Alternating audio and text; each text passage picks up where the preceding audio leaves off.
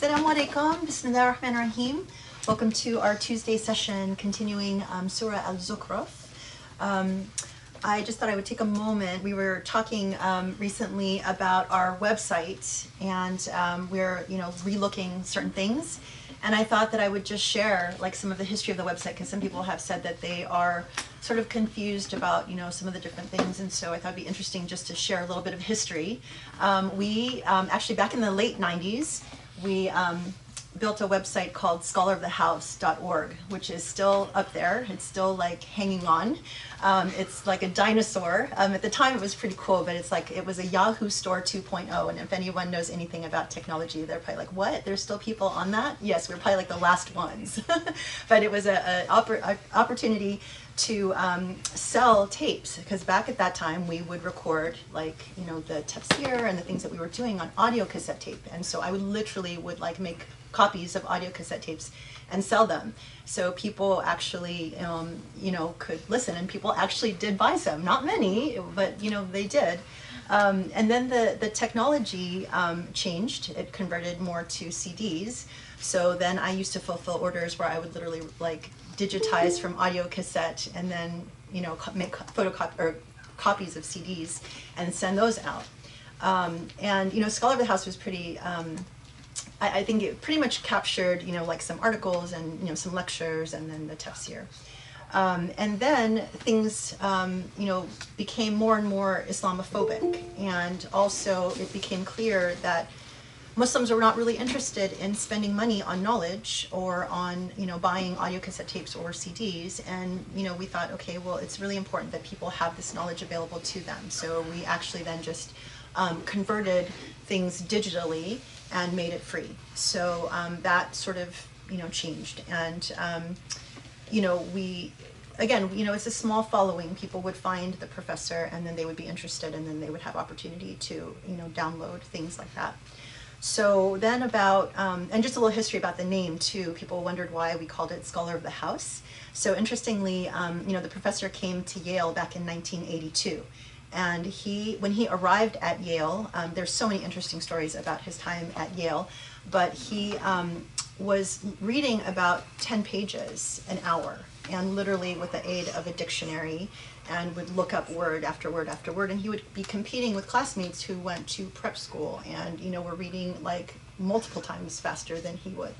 But he just dug down very deep. It was like studying all the time, and his proficiency increased to the point when he was a junior, he actually won the most prestigious prize called Scholar of the House, where you actually could, I think, write your own.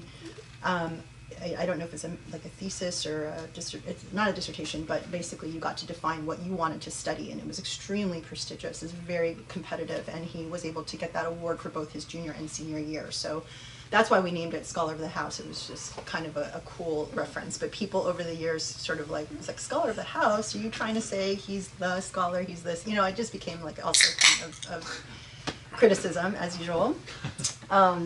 And anyway, so then about 2016 or so, things had also, technology obviously had advanced a lot, and it was time for also a refresh, and people were interested in a lot of his scholarship, and they would often ask, has a professor ever written about this topic or that topic?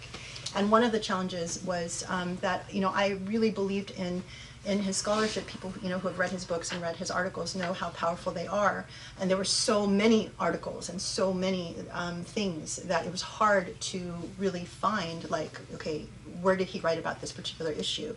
And I always thought it would be great to have some kind of searchable database, and so the easiest way to do that was to create a website and put all of his writings, or as much as I could, onto a website with a search function. And so in about 2016, I built a website, dumped as much as I could on it, and it's still there. It's searchforbeauty.org. And so actually, if you go to scholarofthehouse.org, to the main page or to some of the main sections, it'll actually just automatically send you over to Search for Beauty. But so it was really intended to be an online searchable archive.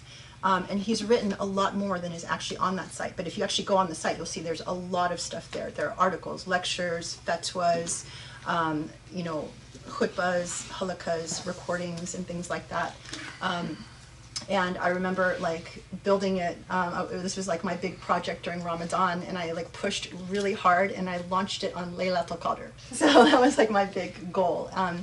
But anyway, then this was before Usuli, and then we launched Usuli at the end of 2017, and I wanted to, create a different website presence, because Usuli was not just around the professor's writings, but about conversations with people, scholarship, investigations into other issues with other people, and that it had it has a vision for growing much bigger than one person. So Usuli then really, the website captures the work that has been done since Usuli began, but there is a whole universe of work that came before Usuli.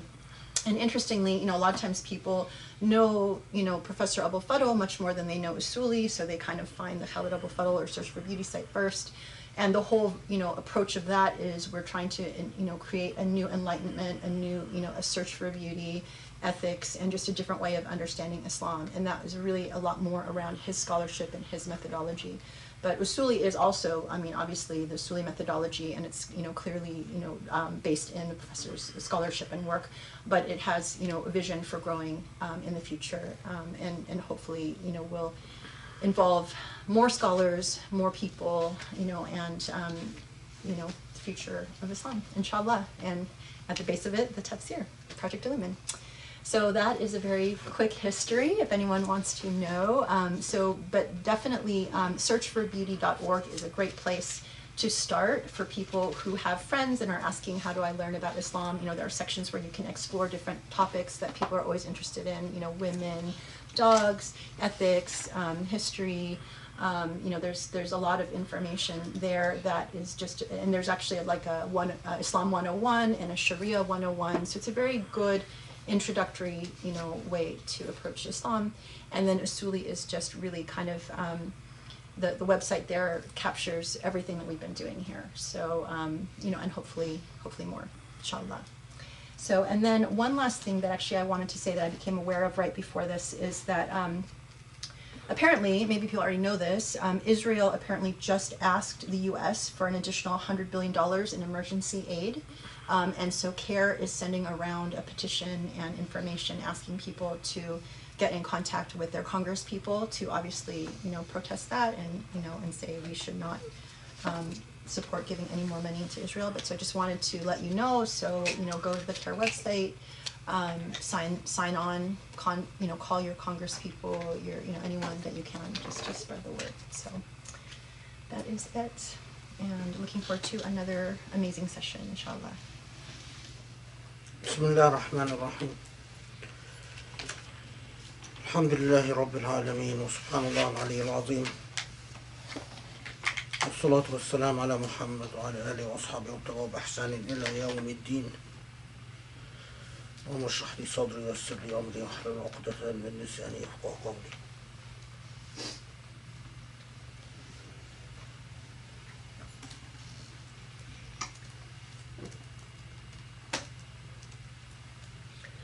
So we went through Surah Al-Zukhruf,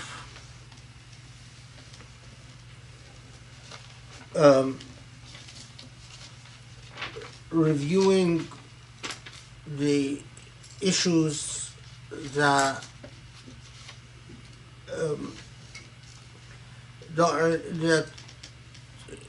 revolve around the surah from both a traditional and Sufi-esque perspectives, although we focused more on the traditional types of issues. And as we said, that although there were a lot of different issues that we talked about in the narrative of the surah,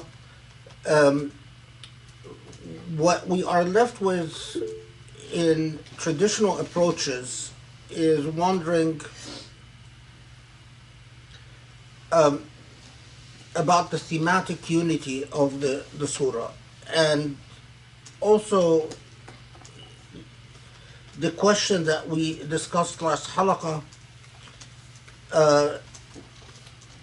of the surah being a part of the Hawamim, and yet it is revealed in the late Meccan period, rather than earlier, as we would tend to expect with a surah of this nature. And all of this we've discussed in the past halaqah on Saturday. And so what remains now is the way that I approach Surah Al-Zukhruf, or my understanding of Surah Al-Zukhruf, and bringing all this material together. And in order to do that, we don't need to go ayah by ayah. We need to understand the basic themes of the surah and what the surah addresses and highlights and places in focus. Okay. So we start out with the surah that are often reminding us of the fact that the Quran is or underscores the fact that the Quran is a text that takes on the miracle of language, or the challenge of language, and meets the challenge of language. And that now we are no longer in the age of superstition and the age of mythology or the age of narratives about the miraculous, but we are text-centered, and that there is a revelation that will be preserved and that will survive, and that this revelation will be a continuing revelation to humanity with a continuing message, a message that it's important to always remember that this is a message that is rooted in the Abrahamic prophets, all of them, and onwards as a continuing revelation. And the key to that type of signifier is the fact that the Quran alerts you to its linguistic miracle by saying, إِنَّا جَعَلْنَاهُ قُرْآنًا عَرَبِيًّا, we've made it an Arabic Quran لَعَلَّكُمْ تَعْقِلُونَ, so that you may reflect. And we've talked about this in the past halaqah, about why particularly the Arabic language in this day and age. And if you study the history of languages, and especially the languages at the time that the Quran is revealed, you're struck by the fact that there doesn't seem to have been a cultural linguistic practice that would have been more fitting for this type of challenge than, in fact, the culture that had evolved around the Arabic language. And we've addressed that in the last halaqah. Okay, but then the first key to the theme of the surah is precisely ayah number 5, أَفَنَضْرِبُ عَنْكُمُ الذِّكْرَ صَفْحًا أَنْ كُنْتُمْ قَوْمًا مُسْرِفِينَ. Now, traditional interpreters, as we've talked about, have always said that this ayah is saying to the Meccans, I know that you are sinners, and I know that you are deviant people, but nevertheless, do you think just because you have, in a pig-headed way, in a stubborn way, in a obstinate way, insisted on going the wrong path, do you think that we would not send a prophet to you? Which, of course, that's a layer of meaning. But what I want to alert your attention to is that it is a more general revelation that is addressed to a broader phenomena. That the language itself doesn't limit itself to the Meccan context. But the key here is qawman musrifin. Al-Israf are people who are iniquitous, unfair, and in this context, unfair to themselves because of what? Well, musrifin means that they are taken to excess, that they're imbalanced in one way, in some way. But in the context of this surah, musrifin, the best way to understand the expression is that you are unfair, and as we will see, because you're superficial, because you are a people of superficiality. So it's like saying, if you're superficial and you're only you and Allah, I mean, by reflecting upon your own affairs, and who can make that judgment whether you fall under this category or not. But that if you are in fact amongst those people, this has a special message for you.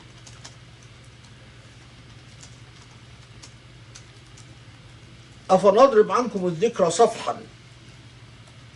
Nadrib means in this context, do you think we will abstain from talking to you? Safhan, as if, do you think that God is simply, and it's actually a remarkably beautiful way of saying it, because do you think that God is not interested in you just because you are superficial? Just because you're airheads? It's like saying, I know that your idiocy makes you do terrible things, but pay attention, because regardless of how much you've been unfair to yourself, God is still interested in your fate.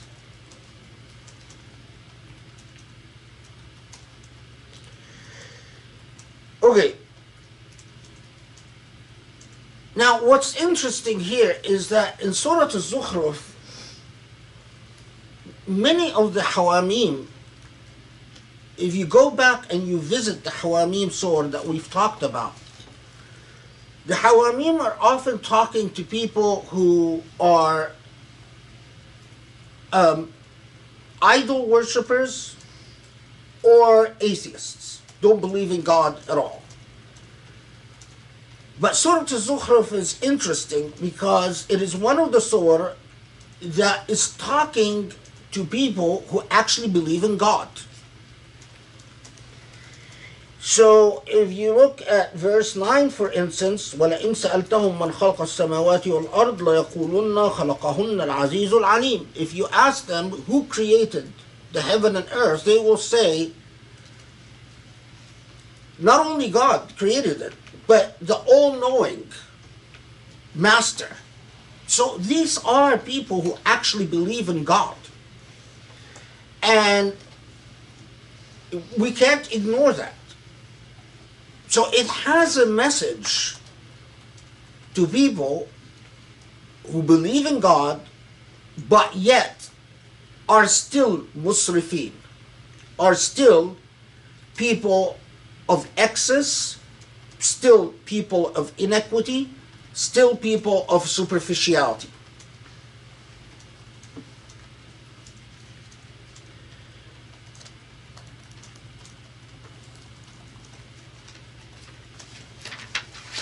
So, of course, that begs the question of, well, what is their ailment? What is the the anatomy of their israf. Israf, as we said, means someone who is taken to excess, someone who is superficial, someone who is imbalanced in some fundamental way, or even sometimes we use the word israf to describe someone who spends too much, like someone who just a musrif is someone who spends beyond their mean. Okay.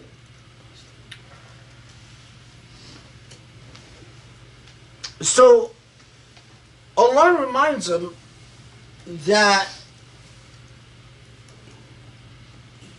you forget that whatever ni'mah you enjoy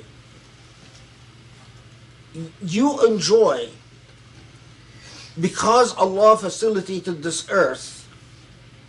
So you have an entitlement problem. You used Allah's water. You enjoy Allah's gifts. You ride on Allah's animals. The transportation. This is in Ayah 13. But still, the problem of israf is within you. So it's like saying, well,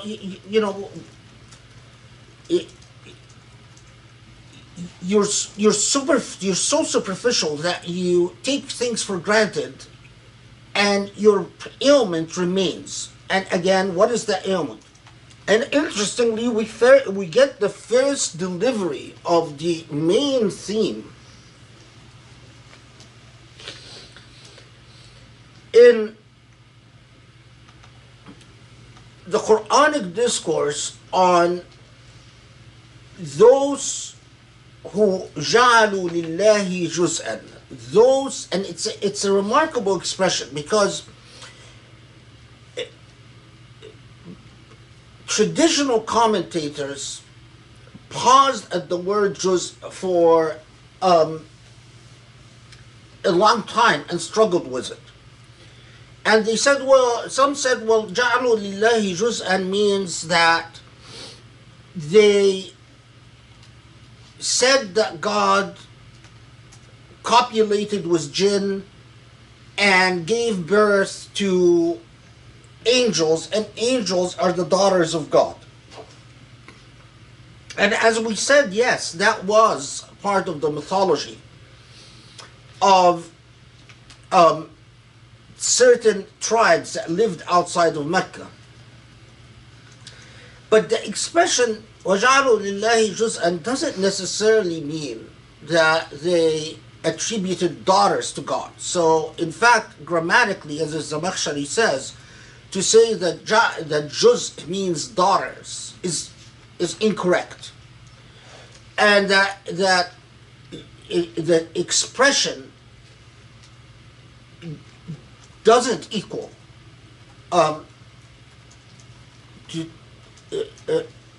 attributing daughters to God. So, but جَعْلُوا لِلَّهِ جُزْءًا, some have said, it means that they've imagined that divinity can be separated between father and son, or father and daughter. So they segmented divinity like the Christians did. That has its own grammatical problem as well. The most accurate linguistic interpretation of جَعْلُوا لِلَّهِ جُزْءًا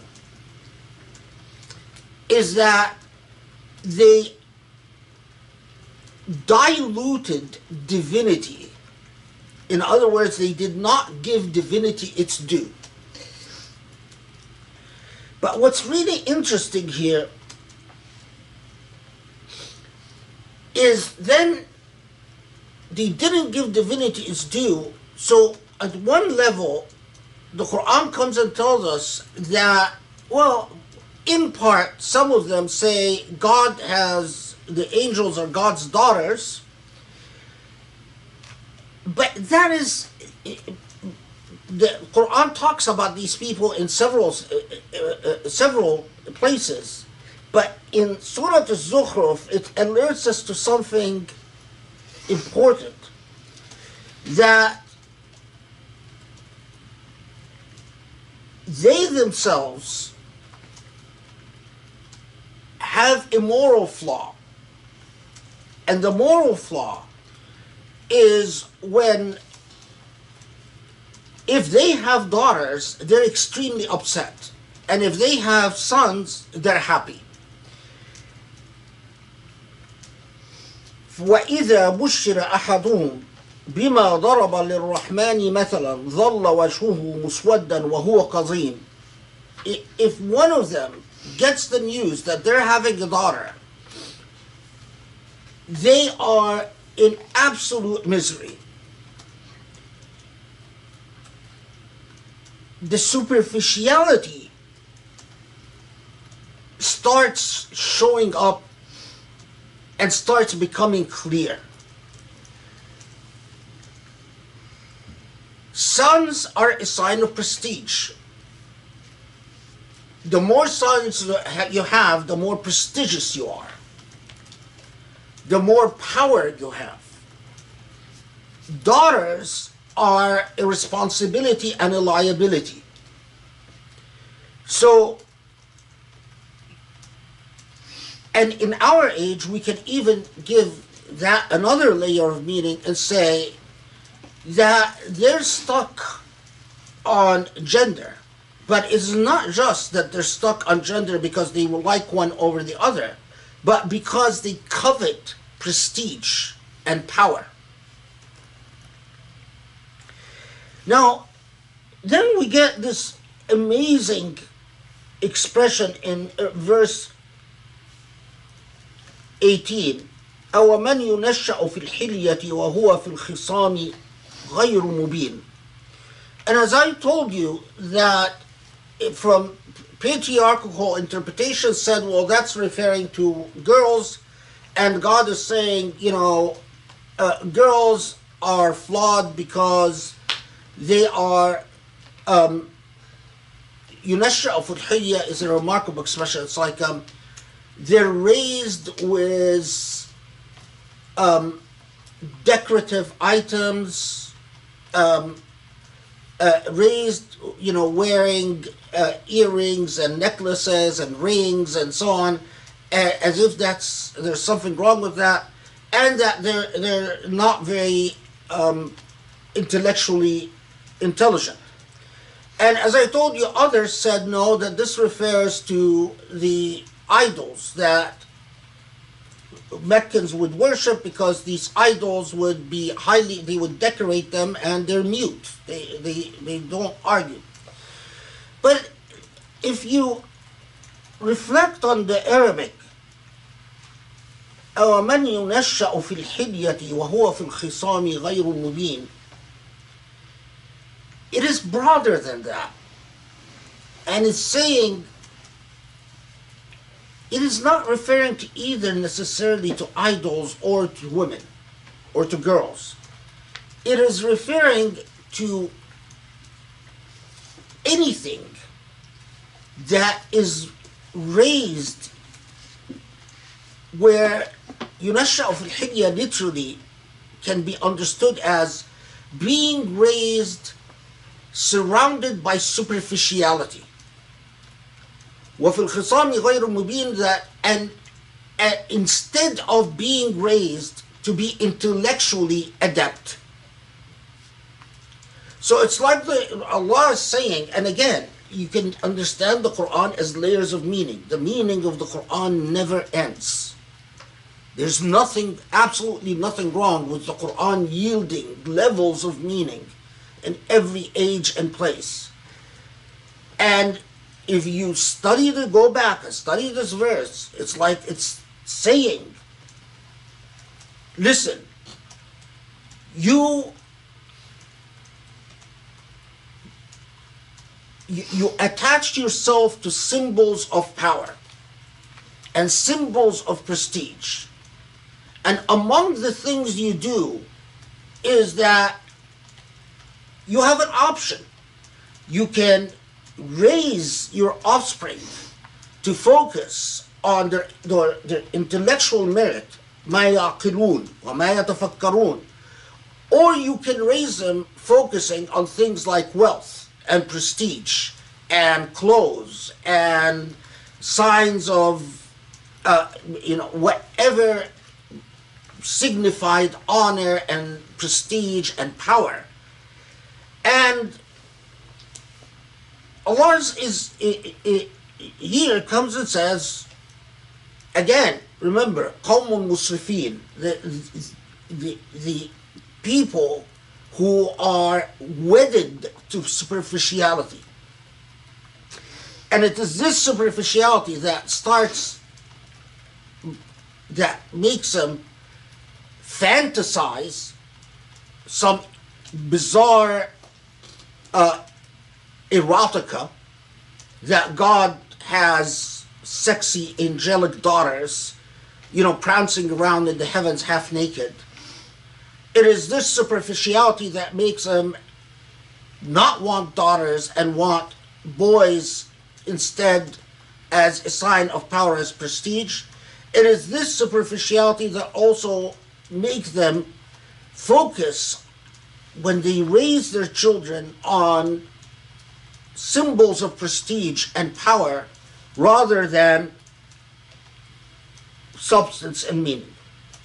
Okay.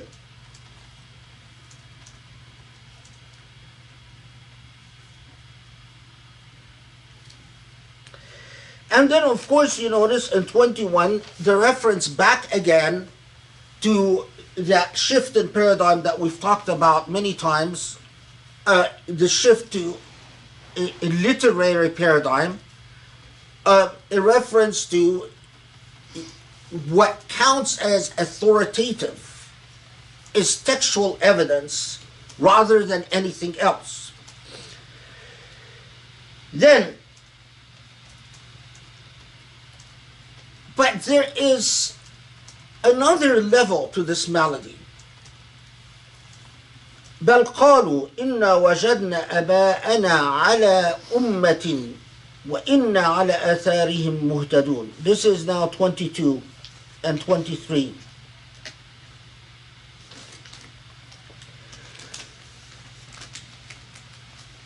And part of this superficiality is that they follow the traditions of prestige and symbolism of prestige and power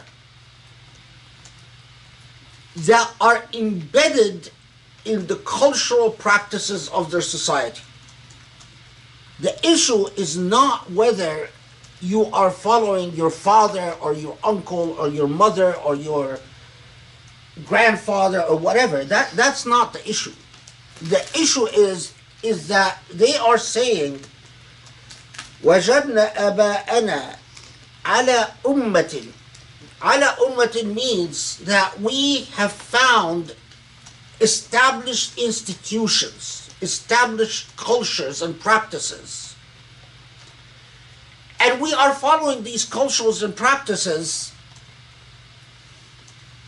and the message becomes clearer when you read 23.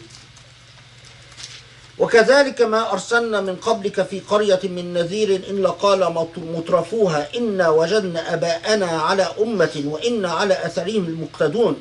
That 23, this is classically what keeps happening. It is the mutrafiha. Mutrafiha means it is the people who are wealthy and powerful. The people who are most vested in power and prestige and wealth are the ones that say, these are the institutions that we have. These are the practices, the cultures, the society that we have. And these cultural and social practices are what define merit and worth. And that's what we're going to stick to. We are not interested in a different way of seeing reality, because reality is already defined to us through our social institutions. And you couldn't find a better expression than ala ummatin for that. And it's the only time that it's used in the Quran in that way. Ala ummatin. And that's why in 24 it says, وَقُلْ وَلَوْ جِئْتُكُمْ بِأَهْدَى مِمَّا وَجَدْتُمْ عَلَيْهِ آبَاءُكُمْ. So you are going to stick to whatever you believe defines prestige, even if what I bring you makes more sense and is more moral, ahda, more ethical. You don't care. You're still going to follow whatever you found in your society and your culture. Okay. And then, at this point, it brings in the story of Ibrahim, and in this context, why? Because Ibrahim rebelled against, remember, his father Azar was among the leaders of the community. And Azar expected Ibrahim to inherit all the prestige and power that Azar had. It's like, when a wealthy person says, I've got my companies and my corporations and I expect you to take over.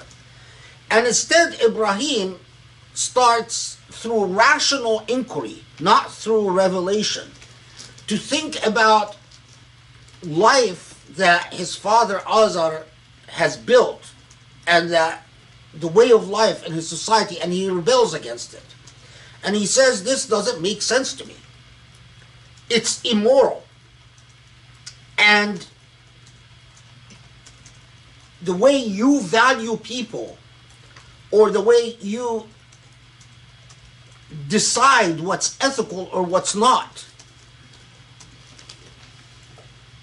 is when Abrahamic society, or the society of Ibrahim's time, was like most ancient societies, was highly classist, highly racist, highly segmented. Power is clearly defined, and Ibrahim rebels against all of it. So the references to Ibrahim alayhi salam, and especially notice وَإِذَا قَالَ إِبْرَاهِيمُ لِأَبِيهِ وَقَوْمِهِ إِنَّنِي بَرَاءٌ مِّمَّا تَعْبُدُونَ. Okay, I'm not following you. This is 26. إِلَّا الَّذِي فَطَرَنِي فَإِنَّهُ سَيَهْدِينَ. Now, I know that Allah gave me a fitra, فَطَرَني, gave me an intuition. And I know that if I follow this intuition, Allah will guide me. Later on, Ibrahim becomes Ibrahim the Prophet, like Prophet Muhammad. Okay. Then at this point, we get وَقَالُوا لَوْلَا نُزِّلَ هَذَا الْقُرْآنُ عَلَى رَجُلٍ مِنَ القَّرْيَتَيْنِ عَظِيمٍ. They say, if God chose a prophet, why did God choose Muhammad instead choosing someone who's richer, someone who's more powerful, someone who's more prestigious? We've talked about this, but here now you understand this reference in a different way. It is the same thing that the Quran alerted you when it started out with qawm musrifin, that what is their issue? What is their problem? You see their superficiality come to life. It's like, well, we don't care whether what he says makes sense or not. We don't care whether the Quran is Arabi Mubin, it's an Arabic that is compelling or not. We don't care about anything. What we care about is that he is not sufficiently prestigious.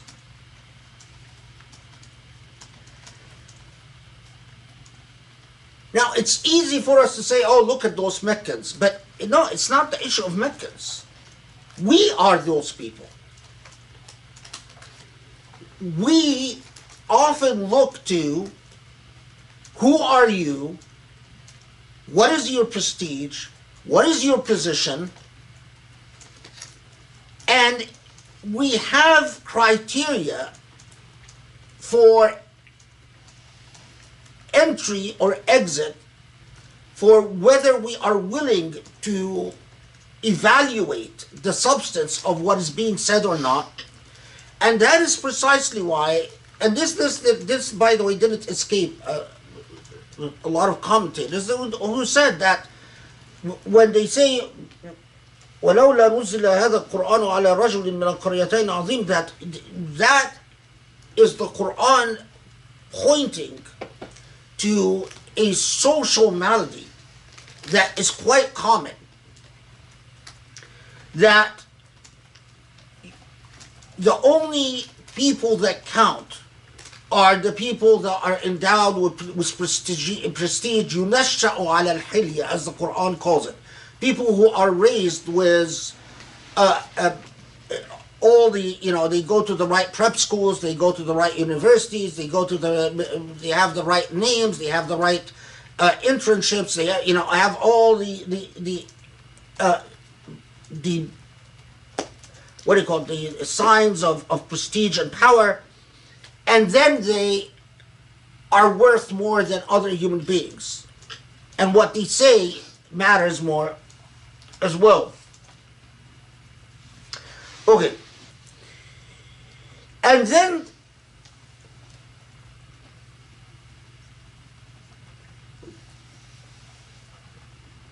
when Allah takes you to, in 32, 33, and 34, to tell you that ولولا أن يكون الناس أمة واحدة لجعلنا لمن يكفر بالرحمن لبيوتهم سقفا من فضة ومعارج عليها يظهرون. Then Allah says, well, you don't realize that wealth is the last way of measuring things from a divine perspective, from what is immoral perspective. That in fact, if it hadn't been for God's mercy, you people are often so superficial that all of you could have followed in the footsteps of the richest among you. Those who have, ceilings made of fidda, of silver and etc., basically the fanciest homes. That if it hadn't been for God's mercy,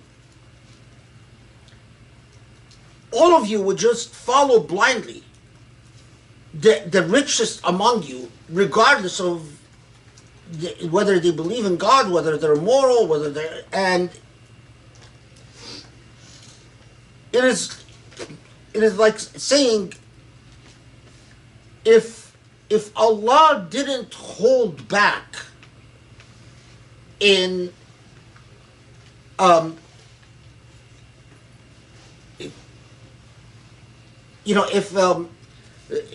if all those who did not believe in God were all extremely wealthy, it would have been that no one would have remained on earth that believes in God. Again, it's like alerting you to the problem with superficiality. It's like saying, it is not the fact that someone has homes, the expensive homes, or ma'arij, homes that are so fancy that is worthy of being followed and worthy of being considered as holders of truth. And here, وزخرف وإن كل ذلك لما متاع الحياة الدنيا والآخرة عند ربك للمتقين. And here we get the word zukhruf. And all, if the obsession of human beings with zukhruf. What is zukhruf? Zukhruf is any glitter that captures the eye. Zukhruf are all superficial things. A fancy car that captures your eye is zukhruf. A fancy suit that captures your eye is zukhruf. A fancy home is zukhruf. Is all zukhruf bad? No. Not all zukhruf is bad. But zukhruf that defines your value system is bad. So, if you are like, you as human beings, your eyes become wide and hypnotized by the glitter, by the zukhruf, and you follow it. Now, the zukhruf, the glitter, could be cars, could be homes, could be all, but the zukhruf, the glitter, could be anything else, including, as we will see in an instant, in a second, including fancy ideas, including symbols of power, including beautiful music that makes you, anything that makes you follow blindly and relies on the aspect of glitter is zukhruf. And that is why this is followed, وَمَنْ يَعْشُ عَنْ ذِكْرِ الرَّحْمَنِ نُقَيِّدْ لَهُ شَيْطَانًا فَهُوَ لَهُ قَرِينٌ. So it immediately tells you, what is the problem with this? The problem with this is that if your heart is attracted to the zukhruf, even, by the way, zukhruf could be a sexy woman, a sexy man, that's zukhruf. If your heart is attracted to the glitter of life so that you forget the remembrance of your Lord, this is 36.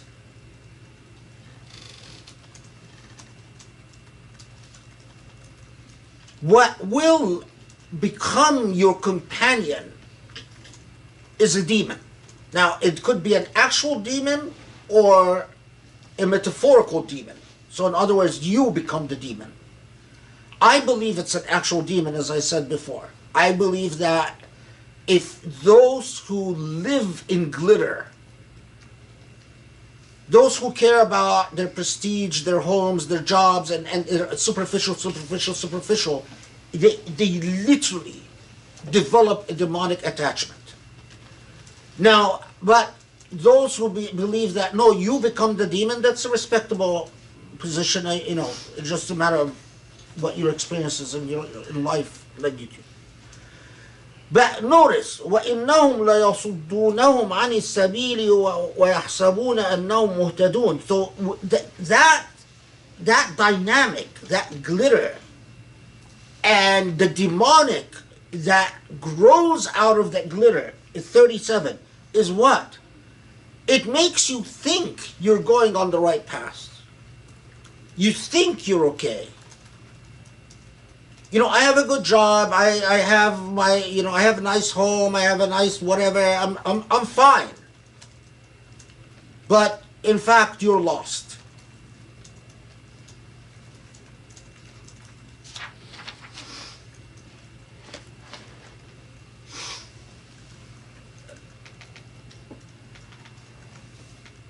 you know, the lost, when we were young, when we were kids, they would tell us this story that I think it's repeated in a lot of Sufi texts in different versions and different formats, that the story of the shaitan and the sheikh, that there was a very pious sheikh who lived somewhere, again, depending on the version, that who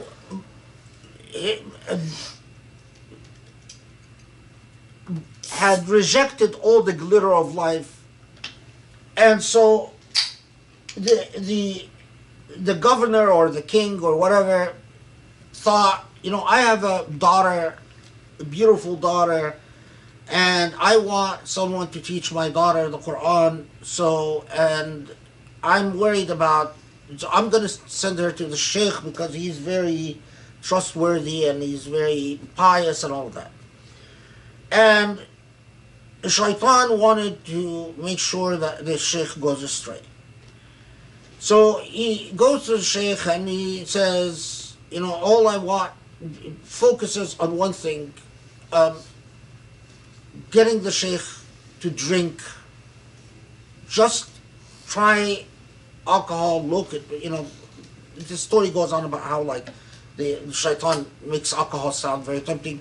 And so one night the sheikh drinks alcohol. And of course, because it's the first time that he ever drinks alcohol, he becomes intoxicated.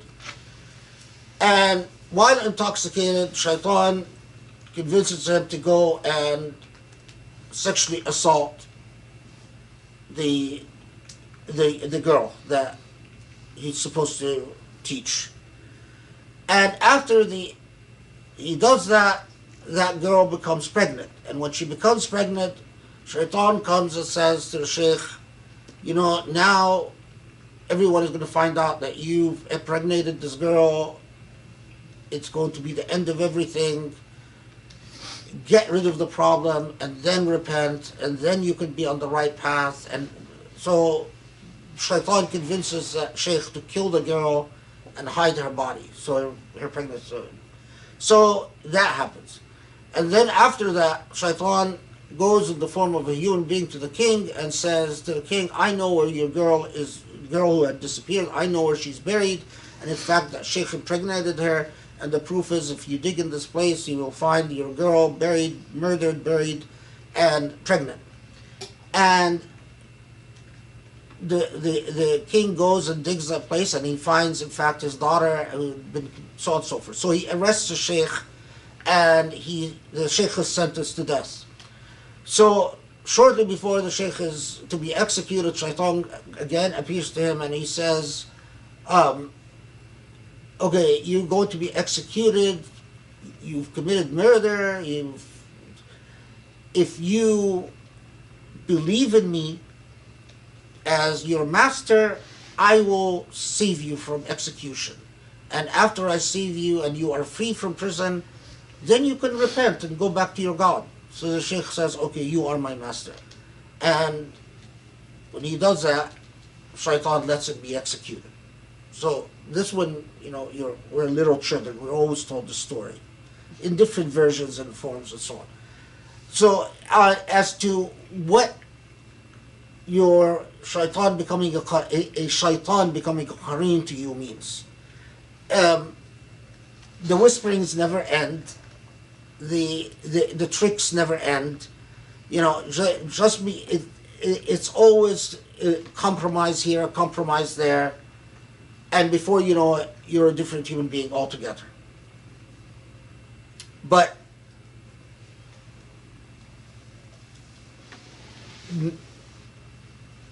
what shaitan always tempts people with is Zukhruf, is the glitter. It's always the glitter.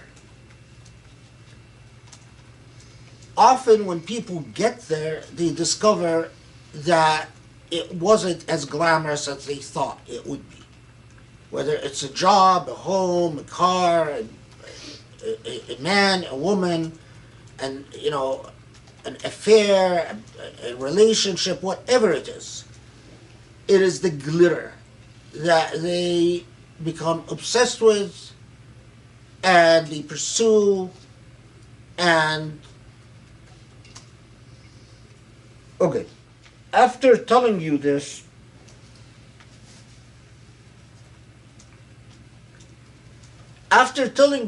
it takes you to one of the most powerful stories, but also one of the most scary stories. Because here, what's involved is not an individual. What's involved is an entire society. And that's Moses and the Pharaoh. Now, what is it? Notice that the Pharaoh, and here you can understand when the Pharaoh says about Moses, look at this man who can hardly speak and doesn't even wear any ornaments, and he doesn't have any insignia of investiture, of power and prestige. You understand why this is being said in Surah Al-Zukhruf. The Pharaoh is saying, look at me, I am a man with a lot of glitter. And what we know about ancient Egyptians, all ancient Egyptian palaces would have an area where they would store gold, like a bank inside the palace. And they would have an accountant whose job was to keep track of all the pieces of gold, all the necklaces, all the jewels, all the so on and so forth. And so the Pharaoh is, saying,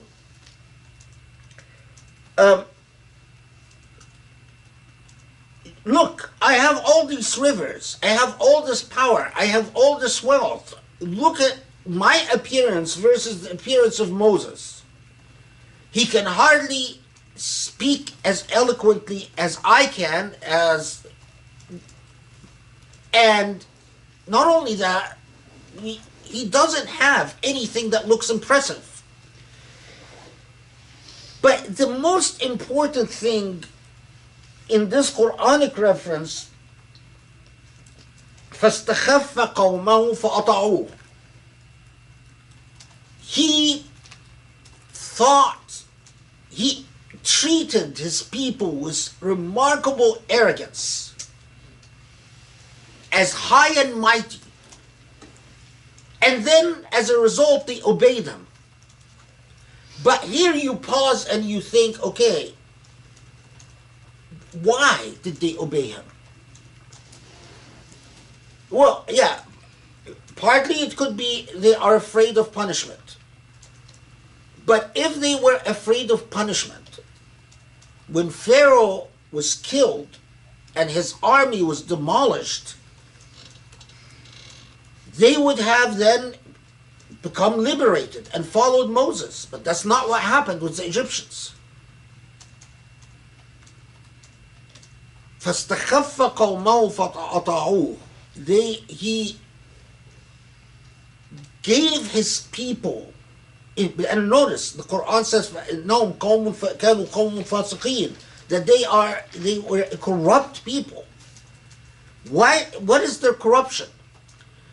Is that they coveted what Pharaoh had to promise: the glitter, the wealth, the power.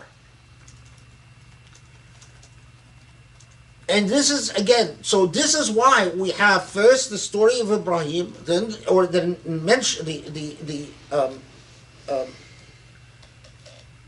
the reference to Ibrahim and the reference now to Moses, but in this time with this emphasis that if the first problem with the pharaohs of life is that a lot of people start making excuses to acclimate themselves to the lifestyle that the pharaoh offers them. adapt to that lifestyle. So it is not that they are concerned about ethics or about what's right or wrong or about justice or about any, they're concerned about living. And that is precisely the problem when you hear people say, oh, you know, political Islam is bad, so what you have to do is just focus on praying and fasting and raising your children and leave. The problem is that just because you pray and fast, it doesn't mean that you are living an ethical life. The problem is that even if you as a person can avoid living a life of being completely absorbed by superficiality and glitter, your children will not be able to avoid it. Because if they grow up in a society where everything that defines value and morality are material things, no principles of justice, no principles of virtue, but simply raw materialism or raw power like privilege and class and race and so on, eventually they will acclimate themselves to that way of life. And they will become qawmun fasiqeen. They will become a corrupt people. Because they will find a way to cohabitate with that and to philosophize that and to make it okay. So, in authoritarian societies, you know, those people that tell you, oh, you know, in Islam there's, you just obey the unjust ruler. Authoritarian societies, one society after another, are notoriously corrupt. I mean, you can't do anything without paying bribes, and you can't make a living in countries like Egypt or Syria or Jordan or Morocco or without either paying bribes or receiving bribes. But that's the price of living under a pharaoh. There's people no longer grow up interested in right or wrong or justice or injustice or virtue or not. They grow up interested only in who is powerful, who can get me ahead in life, and who can hurt me and hold me back in life. And that is the problem with despotism and the pharaonic paradigm. So although those people, as I said last halaqah, like the folks of the Zaytuna, that, you know, preach piety, but what they're doing is that in effect they're preaching corruption. They're preaching fusuq. Like, look at the Emirat, the supposed country of tolerance. One of the most corrupt countries on the face of the earth. You can't do business in the Emirat without bribes. Human trafficking and sex trade in the Emirat is out of control. The amount of corruption in that little country that's supposed to be the country of tolerance, blah, blah, all that nonsense, it is just astounding. And it is the combination of Zukhruf and authoritarianism.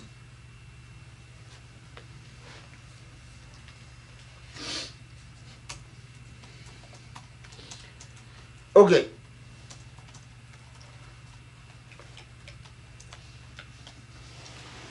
So,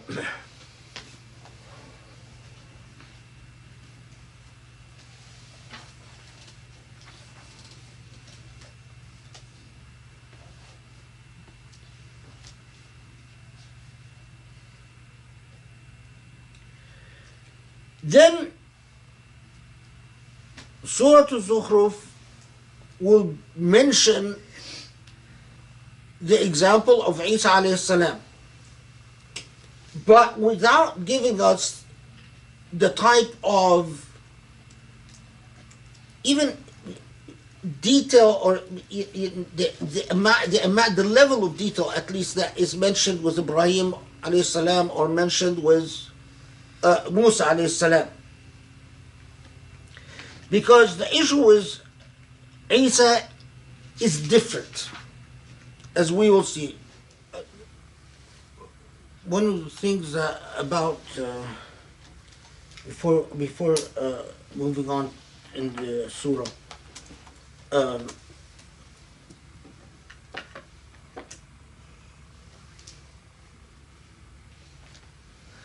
one of the things about وَقَيَّضْنَا لَهُ شَيْطَانًا,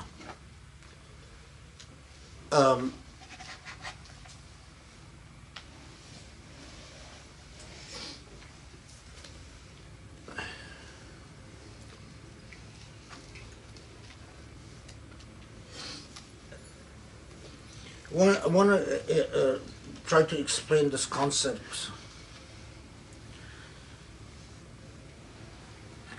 which, I mean, it's an adaptation of things in the Islamic tradition.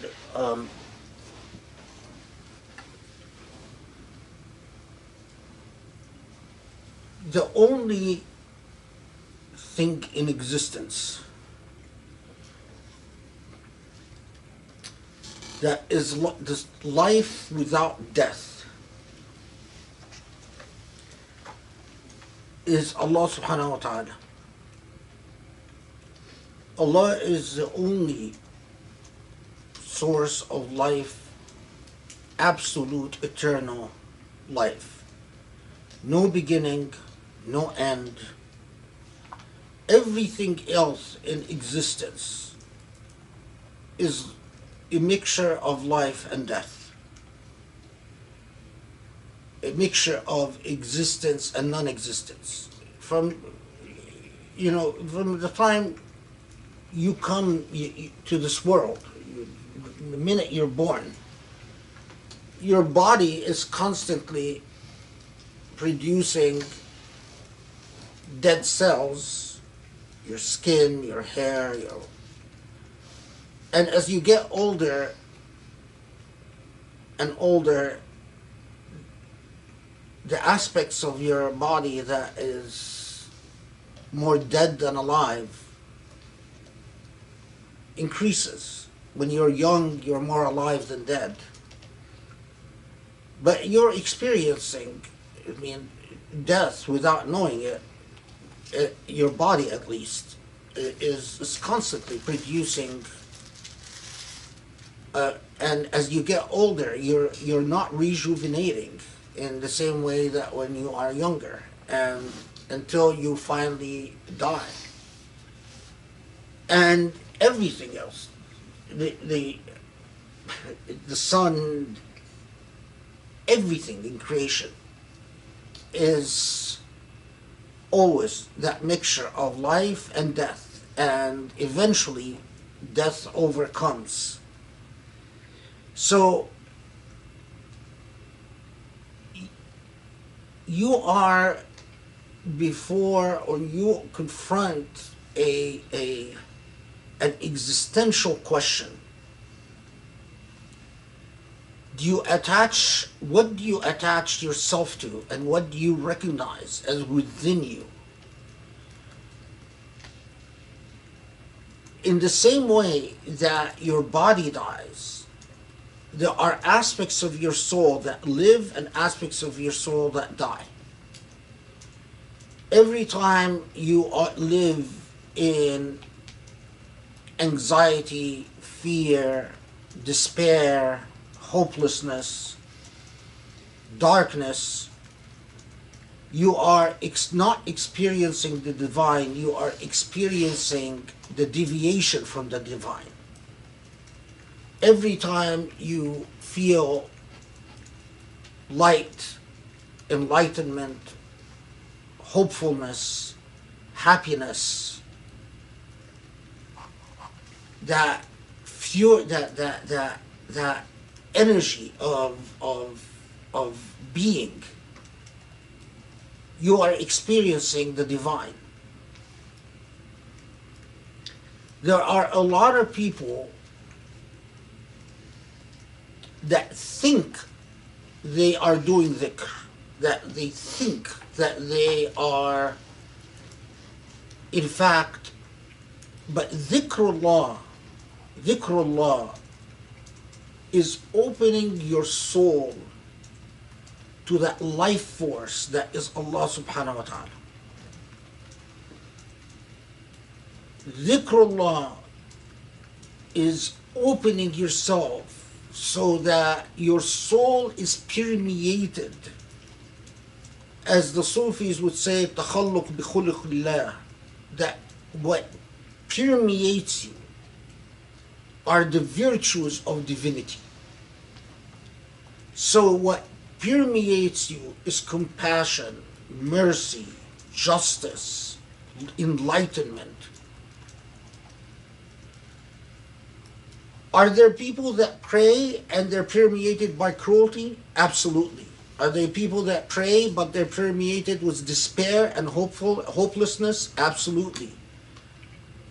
Pray and permeated with depression and anxiety? Absolutely. Pray and permeated with injustice? Absolutely. But so they're not in dhikr. They're doing the functions of ibadah, but not the truth of dhikr. Dhikr, like everything else in the world, the more you practice it, the more you become adept at it. You start out needing hours of dhikr to feel a glimmer of hope or a glimmer of light. You develop to a point where you need a second of dhikr to feel endless enlightenment and endless hope and endless light. It is what you put in, but what is important here is to understand the following. And this is all related to the theme of Zukhruf. If you don't attach yourself to the eternal, to the one and only source of light in existence, you drift into darkness. You drift into the demonic.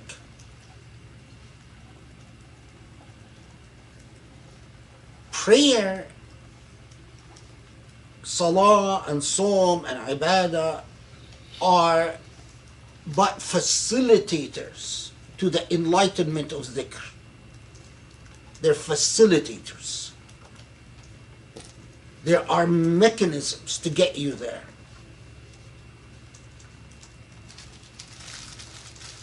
But you have to do them with your soul, not with your body.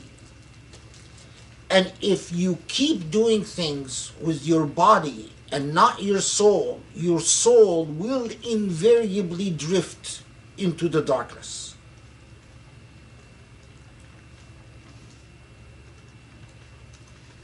Now, add to this that there are most people, what greatly enhances their drift into darkness is they distract themselves from the truth of dhikr. They distract themselves by being fixated on the glamour of things, on the zukhruf of things. Zukhruf al-hayat al-dunya. They think that the car that they buy is going to bring them the happiness that they desire.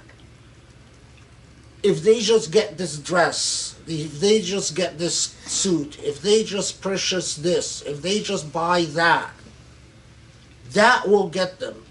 But they always experience it momentarily at the time of purchase. And they're back again. Invariably, they're back again. Where did that feeling? So they chase the feeling again. And they chase the feeling again with another purchase and another purchase. Now, when Jesus comes in Surah Al-Zukhruf, it is to alert us to another type of Zukhruf.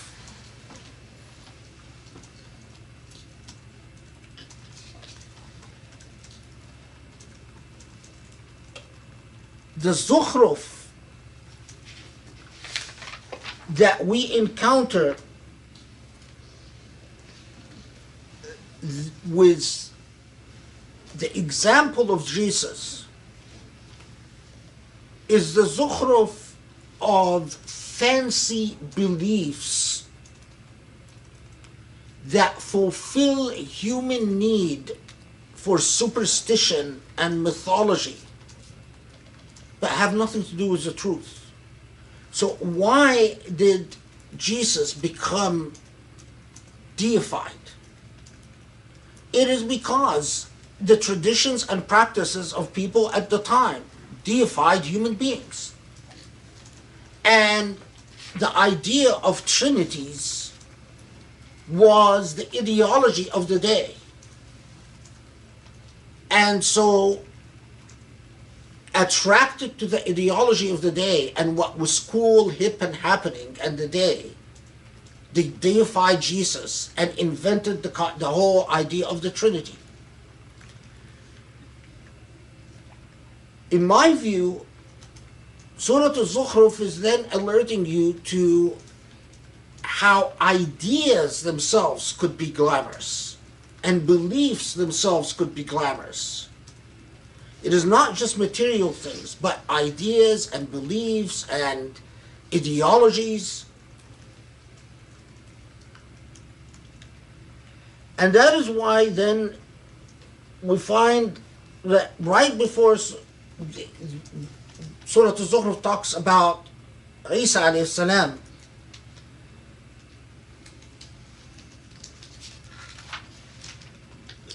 it comments about the fate of human beings who have done this. Says, وَمَا ظَلَمْنَاهُمْ وَلَكِنْ كَانُوا هُمُ الظَّالِمِينَ. We were not. They were unjust to themselves. They're the ones who committed the injustices against themselves, because they became drawn and attracted to all the things that they shouldn't have been. And that's in 78 said, لَقَدْ جِئْنَاكُمْ بِالْحَقِّ وَلَكِنْ أَكْثَرُكُمْ لِلْحَقِّ كَارِهُونَ. We brought you the truth. We told you the truth. But it's you who keeps resisting the truth and being averse to it.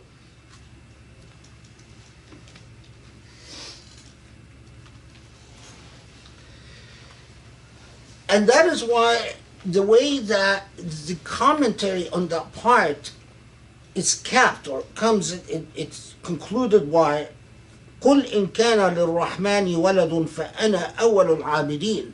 If it was true, not in the world of glamour, but if it was true that God would have children, then of course we would all worship the sons and daughters of divinity. But that's a glamorous idea without truth.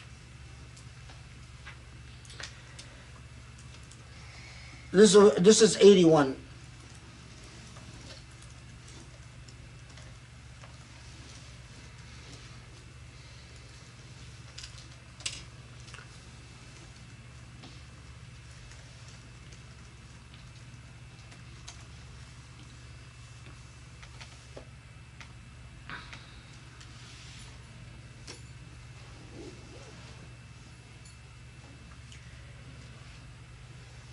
Notice in 84, وهو الذي في السماء إله وفي الأرض إله وهو الحكيم العليم.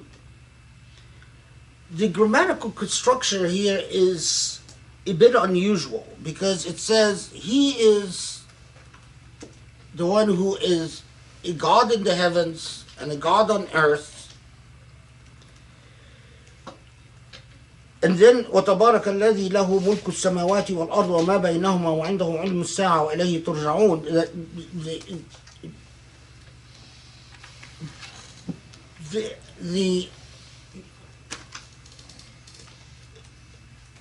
وهو الذي في السماء إله وفي الأرض إله. There were some Arabs at the time of the Prophet that, in reaction to 84, said, see, it must be that God is divided into two. He is a God in the heavens and then a God on earth, in response to 84. But in fact, what 84 is underscoring by a form of emphasis is that the same law, the laws of divinity are indivisible. God is supreme. God is unchanging. Whether God is in the Malakut, the world of the Malakut, or whether God is in the world of Mulk.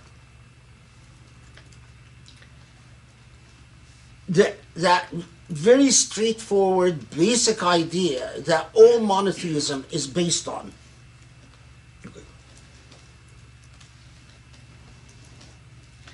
And then it reminds us again that Surah Al-Zukhruf is talking to people who believe in God. وَلَئِنْ سَأَلْتَهُمْ مَنْ خَلَقَهُمْ لَيَقُولُنَّ اللَّهُ فَأَنَّى يُؤْفَكُونَ. If you ask them who created them, they will say God. So we're reminded again that this surah is not to a people other than us, but it is for us. Because in fact, it talks to people who believe in God. Despite that, وَقِيلِهِ يَا رَبِّ إِنَّ هَؤُلَاءِ قَوْمٌ لَا يُؤْمِنُونَ. Despite of that, it says the complaint, and here it doesn't specify who's complaining, whether the Prophet ﷺ or the angels.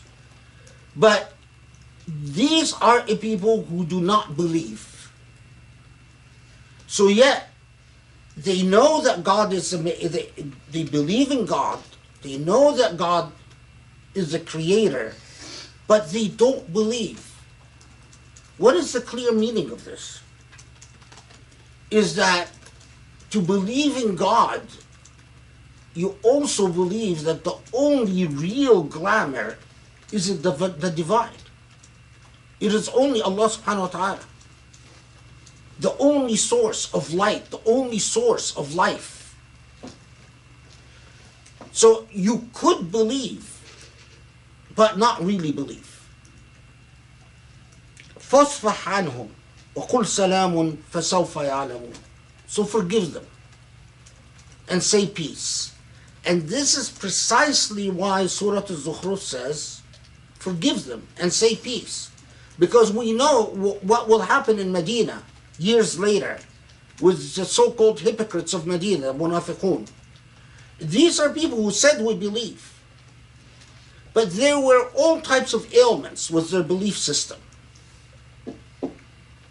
Now, of course, the scary thing is that by this yardstick, whether the category of the hypocrites extends to so many people in the modern age who are Muslim. Okay, now we get to why Surah Al-Zukhruf at that time. Surah Al-Zukhruf was revealed after Surah Al-Shura. And there is a reason for that, but we haven't dealt with Surah Al-Shura, so I'll talk about this inshallah later. But it's astounding that Surah Al-Zukhruf is revealed after Surah Al-Shura.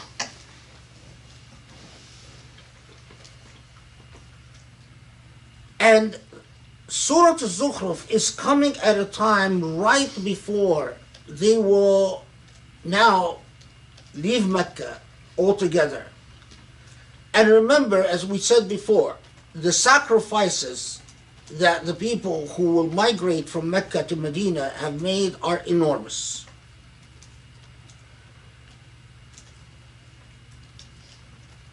But it underscores, exactly like Surah Al-Shura, that it is revealed post-Isra and right before the Hijrah. It underscores the importance of the message. You are going to go and you are going to attempt to build a new society based on a whole set of different norms. The biggest danger that you will confront is the Zukhruf. In the same way that the biggest danger that you will confront is despotism in Surah Al-Shura, the lack, the inability to live according to a system of Shura. But the biggest danger you are also going to confront is that as a society that things would go well for you, and as the blessings of Allah come in and pour in, you become fixated on material things and on class and prestige and symbolisms of power. And the entire Islamic project then would have gone astray. But I believe Surah Al-Zukhruf was not just talking, well, obviously, it's not just talking to Muslims who are going to migrate to Medina. More importantly, by being revealed at that time, it was telling us,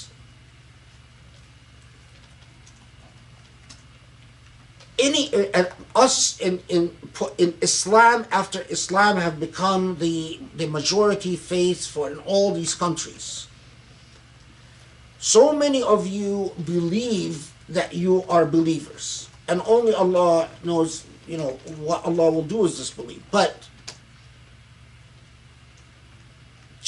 you want to check whether in fact you are attached to the divine or attached to the demonic. Check your value system. Is it focused on the zukhruf of life, or focused on the divine and the substance of things? And what represents the divine are virtues, including ethical virtues. And Alhamdulillah Rabbil Alameen, that is Surah Al-Zukhruf.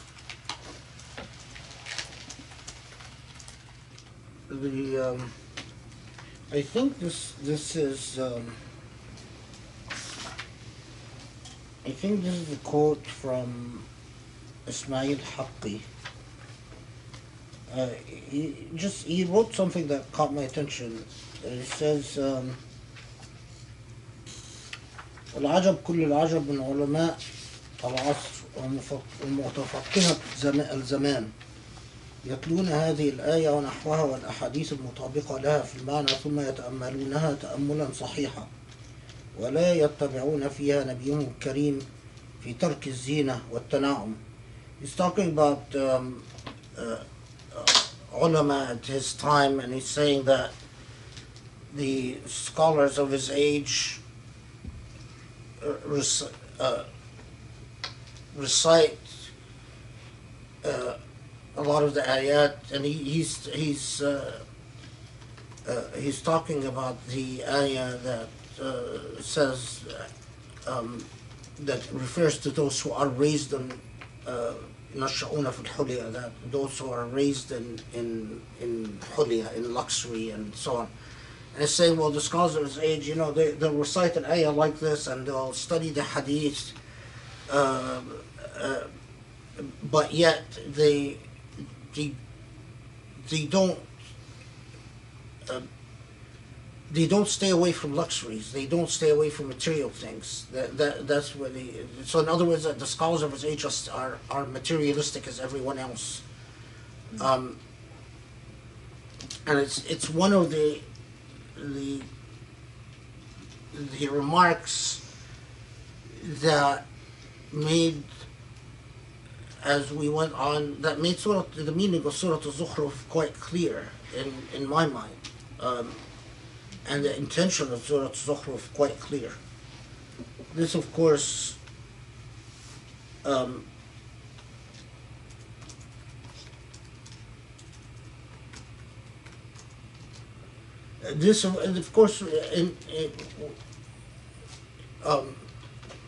coupled with the role of Surah Al-Zukhruf in Islamic history and so on.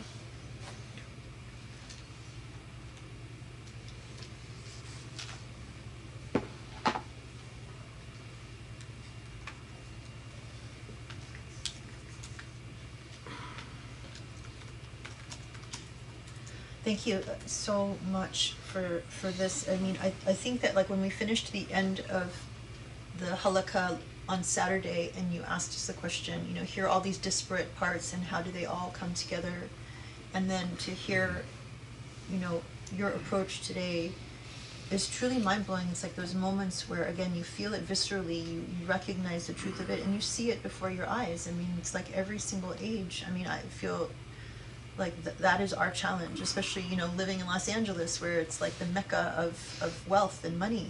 You know, that was always a challenge for people who were not interested in, you know, scholarship and scholars and, you know, things like that. So when you see the truth of it in your own context, it just hammers home like how this meaning, you know, how the Quran should come alive for us. So it's just very exciting. So thank you. Alhamdulillah.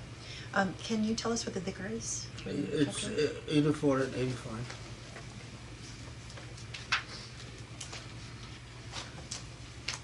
Okay. Joe, you want to start us off? I'll go after you. Thank you very much, Professor. Just echoing Grace's comments. I'm glad we had a whole session on Saturday for the traditional approach. It really today just you see how fresh and innovative. And the question is simple, but I'd like to explain it. The question is, do we have any reports for how the Muslims at the early Sahaba at the time responded to Zukhruf? The reason I ask is because there seems to be a bit of a disconnect. You know, this is late Meccan community getting persecuted to death, literally in some cases, you know, and yet the whole theme of Zukhruf is, you know, don't fall for the glitz and the glam. Yeah. But what glitz and glam? Yeah. It's easy to say with hindsight, oh yeah, there's a hijrah. Muslims didn't know that at the time. Zukhruf is clearly foreshadowing a changed reality. So do we have reports that early Muslims kind of on the basis of Zukhruf kind of came to the Prophet and said, Prophet, are our circumstances about to change? Is the real test about to begin? No, yeah, that's a good question. The question is at, you know, the time that Surah Al-Zukhruf is revealed,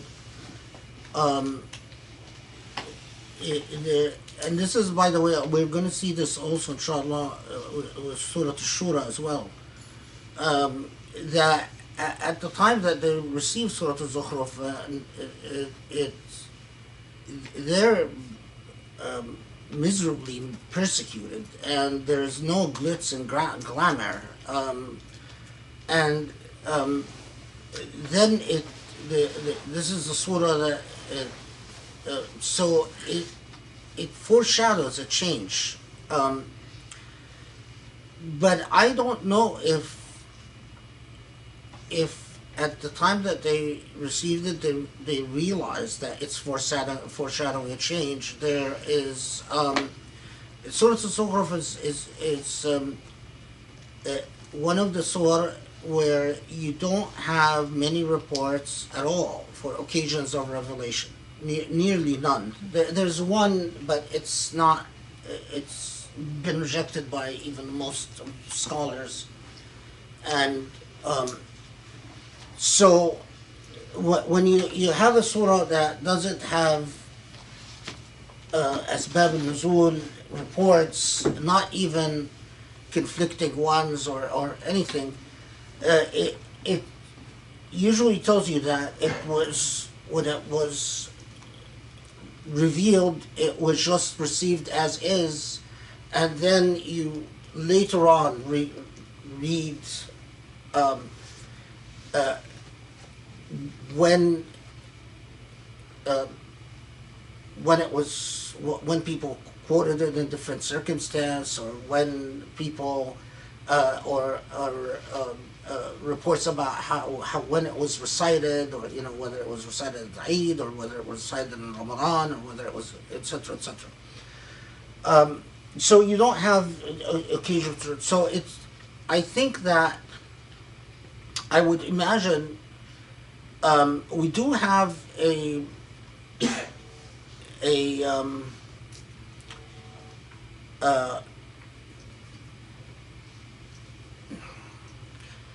but it wasn't. It's not from the time. It was a report from the Tabi'in that basically said something to the effect that that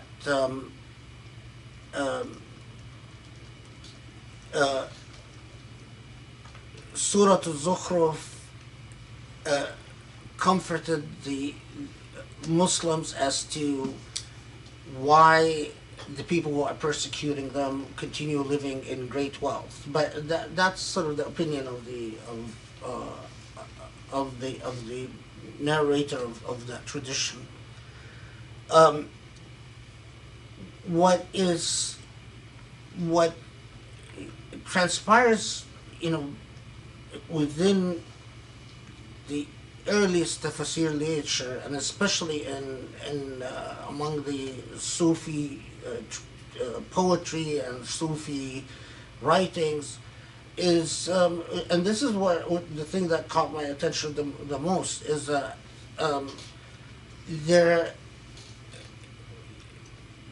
was, I think, with the familiarity with the language, was still the transmission of the living memory of the practices of the Sahaba, was a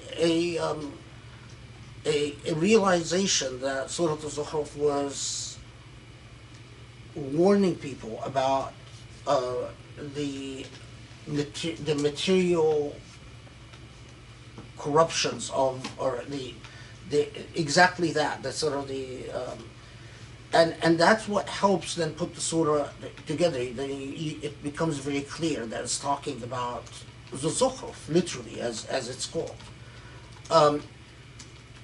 But I mean, what one would pay to go back and live that moment, because I can imagine, the time that they are so severely persecuted. They haven't even started the hijrah yet, but it's going to start soon. And Surah Al-Zukhruf is talking to them about the Zukhruf of life, and so it would be a psychological disconnect, but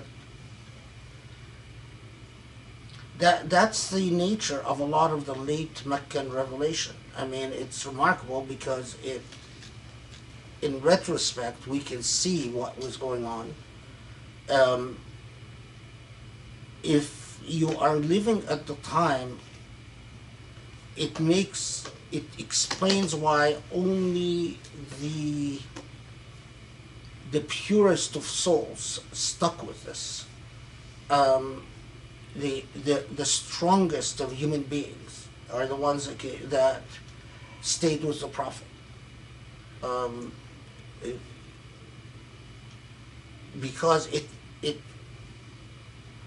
required a reflective soul. It required that you truly embrace the desire to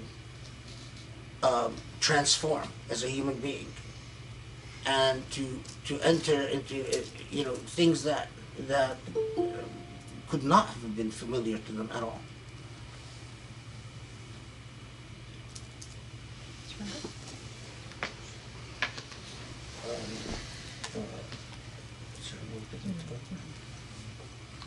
Sheikh, this was absolutely brilliant insight. I mean, even one could say it more than usual. I don't know how that's possible, but that was amazing. My question is a question that I've had for a while, and I figured it seems to be coming more clear, but I figured I'd ask you directly. In your approach, technically, how would you differentiate between what it means to you and your approach, morality and ethics and virtue? Is it that ethics is some type of applied morality, the way that you see it? How would you distinguish these?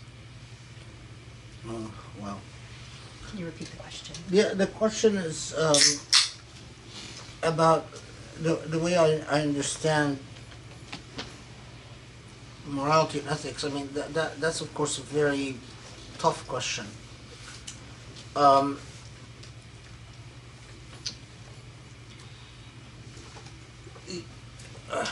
Let's put it this way. Okay, I start with where I think all Muslims should start. That I take very seriously when one of the most liberating things in Islamic philosophy is when people the idea of التخلق بأخلاق الله, that to become a virtuous human being, you embrace the virtues of divinity, of godliness itself, and that we don't spend a lot of time in the modern age doing this, but that's really unfortunate, is that صفات Allah, the attributes of God, the attributes of God. If you study the attributes, the Asma'ullah Husna and the philosophy of Asma'ullah Husna, you find that they in fact present a comprehensive, remarkably beautifully balanced world of virtue, world of goodness. So if you take all the different asma and you put them Names. the names of, and you put them and you study them, and you study the philosophical tradition around them. One of the books that I have in the library, it's a I forgot the author. It's a 12-volume work on Asma'ullah Husna, and one of the best investment of time I've done is I've read through the 12 volumes, and you see the interaction and the interplay, and how much thought at least our forefathers put into this. So, and these virtue represent, in my view, luminosity. They represent life and light. So when Allah says that the purpose of this entire message is to take people out of darkness into light,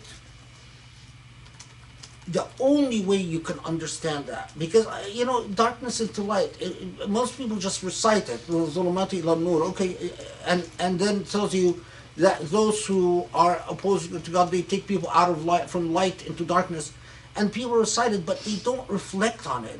Okay, so what does that mean? What does it mean to take people from darkness into light? And because we're not talking about light bulbs. So many Muslims live and die, and they don't even begin to understand what that means. What does it mean, darkness into light, and why do we need God to go from darkness into light? I mean, why can't we just be good human beings, as people say? Well, if you just live an ethical life, isn't that light?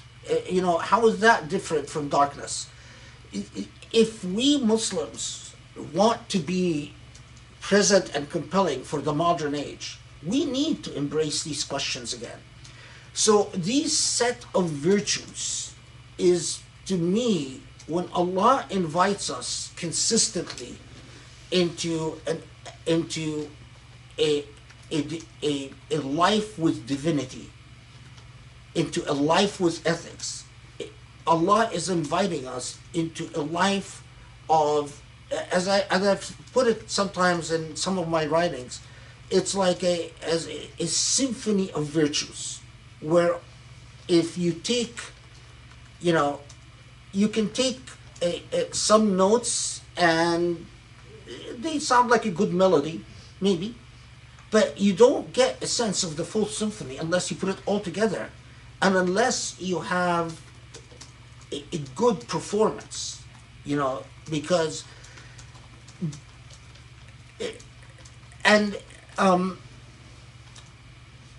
so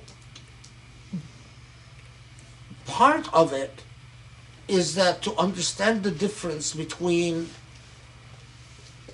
the absolute abstract ethic and then the derivations from an absolute ethic that are often responsive to their interaction with other ethics. So it's like, the grandfather ethics, if you will, like justice. They stand there like overarching constitutional principles. But they gain meaning only in relation to all the other moving parts. But that's a much, and I've, one of the things that, again, one of the things that I've dreamt of is to have a class, for instance. I don't know how many classes it would take to go through all of Asma'ullah al-Husna, to teach Asma'ullah al-Husna and to teach the interaction between Asma'ullah al-Husna, and to leave, because the silence of the modern age on something like that is deafening. And as a result, for years, for about now 30 years, I would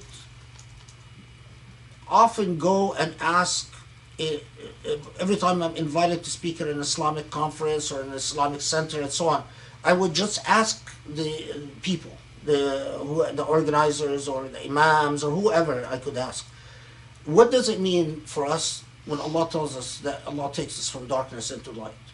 And 30 years, I've never gotten a response. But then what are we inviting people to? If we can't answer that, then what are we really inviting people to? It's critical. And I think not everyone is going to read the answer we give, but just knowing that the answer is there, and just being able to say, if you really want a thoroughly and exhaustively philosophical answer, it's that read this and this source. It would do wonders, because at least even the du'a, the advocates would have the confidence that the work is done, and part of the modern Muslim predicament is lack of confidence, because I feel sorry for our enthusiastic young generation, because they have a lot of energy, but they don't have a lot of answers, and there are a lot of gaps that they labor under. But at the same time, it's like, how do you convince Muslims that long before Islamophobia appeared on the I was warning Muslims of the rise of Islamophobia when I first read Daniel Pipe's article, Muslims Are Coming. And I remember people used to like snicker and think I'm insane, you know. And then Islamophobia exploded, and still Muslims didn't react. I mean, even with everything that occurred with Islamophobia, that hasn't sparked any real reaction,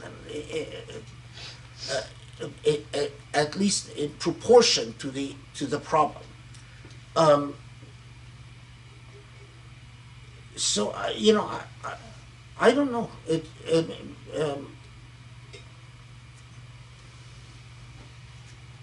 Question?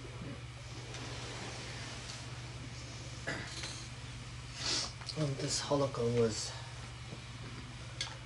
I mean, they're all very powerful, but this one especially was special. It's very daunting because I think for us now we have to figure out what this means exactly in our society, because I think the concepts in our society of security or ambition or self-esteem are very based in the fact that our identity is tied into ambition and prestige, and the idea of how to even excavate that out of myself is daunting. When you were talking about the part on Qareens, and given that these different interpretations of what that could mean are not exclusive, and given that you've talked about, I mean, the Quran has said before that shayateen can come in the form of humans and jinn, and I mean, we tend as human beings to attract and to be attracted to people that reflect our inner state. So could that Qareen be a human that keeps us locked? Because I can imagine most of the friends that we become attracted to are ones that validate whatever we're seeking to be validated. That's what most of our relationships are based on. So that almost seemed, I mean, obviously the idea of having a demon attached to it is terrifying, but what seems equally as terrifying, if not more terrifying, in the sense of the hereafter, is to be attached to people that keep you locked in the same patterns and same ideas because they validate whatever it is, belief systems that keep you pursuing the Zukhruf in very subtle ways. No, that's a really good question. I'm really happy you asked that question. Because the ones who've written a great deal on this, and even Shaykh Ghazali in his Ihya Ulumuddin, his chapter on Sadaqa, on friendship, talks about this. But the Sufi-esque tafsir and Sufi-esque Sufi literature has written a great deal on this. And the answer is absolutely yes, that if your soul, they actually, the way they put it, I really like it. They say if the shaitani elements outweigh the Rabbani elements, so all of us have divine elements in us and demonic elements in us, and if your demonic elements outweigh your divine elements, then you become attracted to people who are also have the demonic elements outweigh the divine elements. And the problem is that then you validate each other, because we tend to be attracted to people who validate us. We're normally not attracted to people that challenge us. Normally people that challenge us repel us. So a shaitani person doesn't validate a Rabbani person. A shaitani person validates a shaitani person. And so that's one aspect that is very dangerous. But even something that even more scary about this, and one that I believe in, and that is, if you have an actual demon attached to you, the demon that is attached to you will always incite you towards the demonic, including the demonic people, including relationships that are all glitz and glamour, all or relationships that validate the demonic. I have never either read or experienced or seen or heard of a demonic influence that induced someone to become attached to a Rabbani influence. It just doesn't happen. The demonic will always induce someone to be attracted to the demonic. And look at our own lived experience. There are people. I mean, okay. I mean, this is you are in LA. When we would go to LA type places, like Third Street Promenade, where fancy people are, or whatever, and you see certain people. Of course, reading their aura in an instant. But you could predict who these people will be attracted to. We have, language that pretty people will be attracted to pretty, but the demonic is attracted to demonic, and they validate each other, and they reach heights in superficiality that are truly, worthy of ancient Rome. Look, if any of you have, well, I'm not telling you you should do, but if you watch some of the documentaries that pop up on some of the, like Amazon or Netflix, whatever, about the lifestyles of some people, and you see it. It's amazing. Or even the so-called reality shows. If they would truly make Shaitan proud, I mean, I'm sure Shaitan is very proud of it. But that is and that is why, if you are working with a sheikh, often the advice of a sheikh,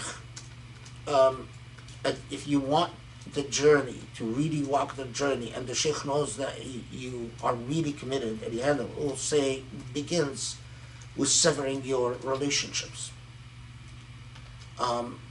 Because if your demonic outweighs your divine, then in all probability, all the relationships that you've formed are of a similar nature. And it is not about whether people are nice or not. It is about the Zukhruf. What value system do people affirm in you? What are they tell you it is impressive to be impressed by?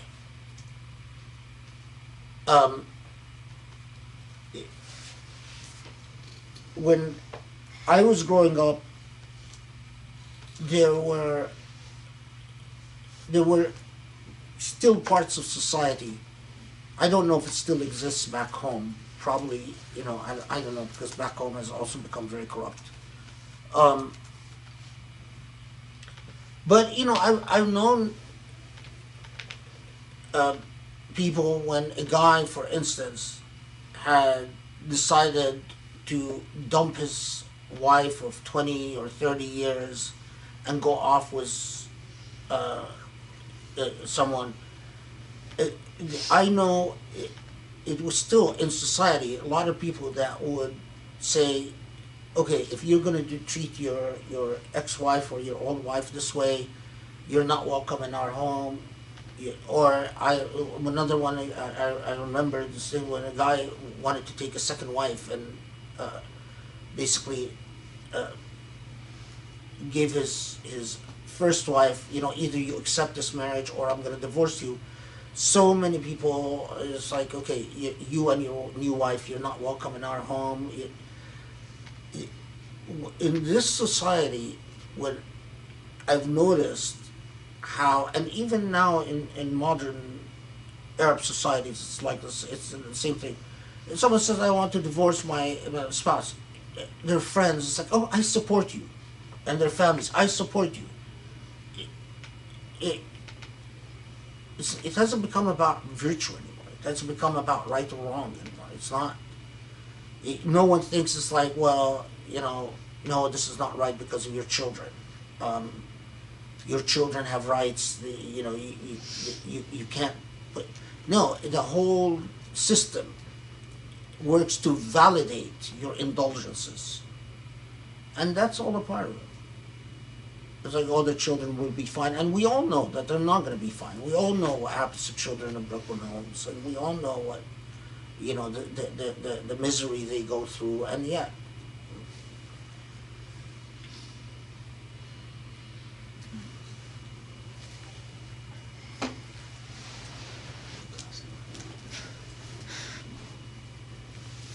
Thank you, Sheikh.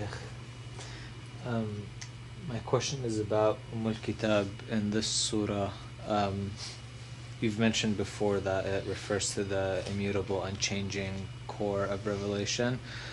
And I think a long time ago, I don't think it was a project Illumine Halaqa, but you talked about the Muhkam and the Mutashabih and how the Muhkam also refers to this. And in that verse in the Quran, it says, Hunna Kitab.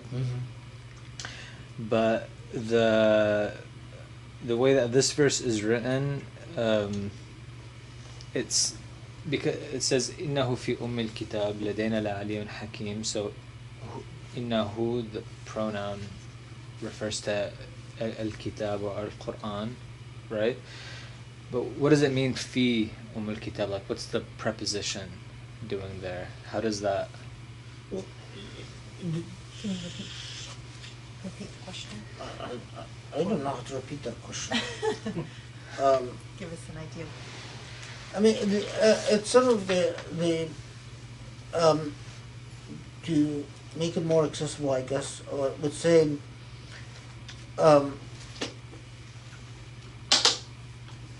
this is verse 4. إِنَّا جَعَلْنَاهُ قُرْآنًا عَرَبِيًّا لَعَلَّكُمْ تَعْقِلُونَ. We've made it an Arabic Quran so that you may reflect and ponder and reason and so on. وَإِنَّهُ فِي الْكِتَابِ لَدَيْنَا لَعَلِيٌّ حَكِيمٌ. And it is in the mother of the book.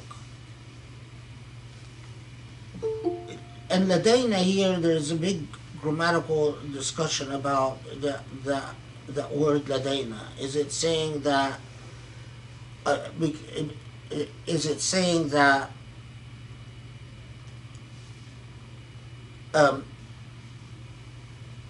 it is with us in the mother of the book? And so if it means the sacred tablet, if it's saying that in the sacred tablet, this Arabic Quran is Ali, is high, and Hakim, wise, but if so, then how could it be that, does this mean that it is wise and high and supreme in Kitab with us, but not with you? That wouldn't make sense. So, but لدينا here, that word, it say, instead it means we've made it with us, that because it came from us. and it came from Kitab. It came from first we'll take the Kitab means sacred, the sacred tablet. Because it came from the sacred tablet, it is high, supreme, and it is wise. But the point that I was making was that when the Quran refers to the sacred tablet, it says Lawh al-Mahfuz, which means literally sacred tablet. But rather Kitab, that the mother of the book. And grammatically, that could mean that if it's part of the mother of the book, it is supreme, means unwavering, and Hakim, wise and decisive. So what I was saying is that instead of just simply reading Kitab to mean the sacred tablet, well, I mean it's possible, but why would the sacred tablet be referred to as Kitab here, while the Quran elsewhere refers to Kitab as the parts of the Quran that are muhkamat, or the parts that are absolute and unchanging.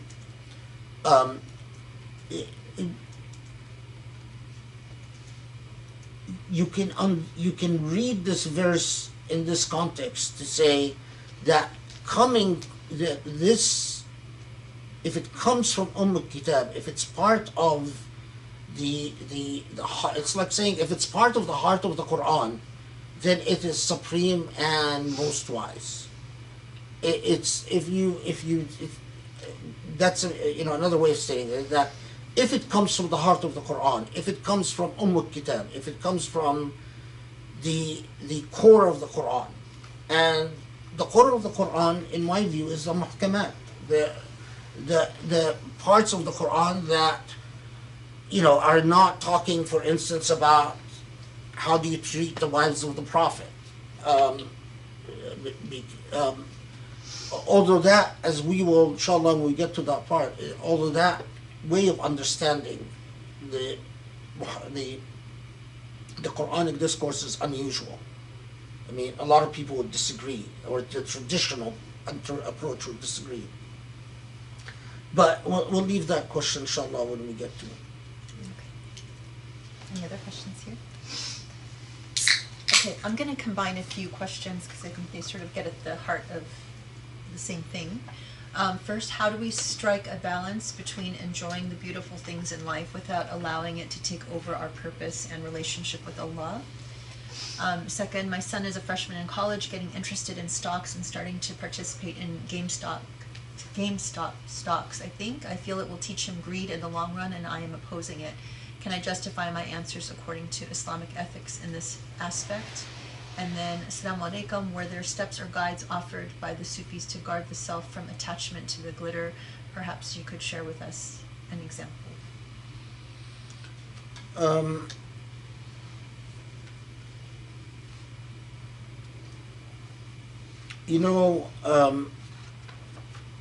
Okay, so first about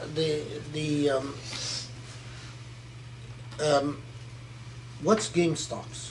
GameStop, the video game? Oh, GameStop. Oh, the video. Oh. But stocks in general, right? Yeah. Listen, I worked in a securities law firm, and yes, most of the people that I've met in securities legal practice, all the clients were extremely greedy people.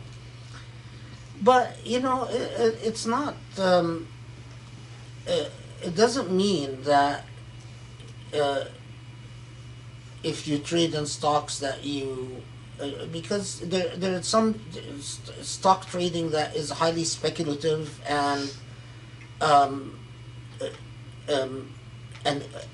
require an obsessive level of follow-up, and some stocks that are pretty much stable. they're not high yielding, but they're an investment. They move very little, a little up, a little down. So I mean, like everything. But let's get to to this heart of the issue of a lot of people, and this is a question, you know, that a lot of contemporary Muslims, especially in Islamic movements, when they were confronting the issue of, well, we want to be successful in life, and you know, we don't want Muslims to live on the margin of life and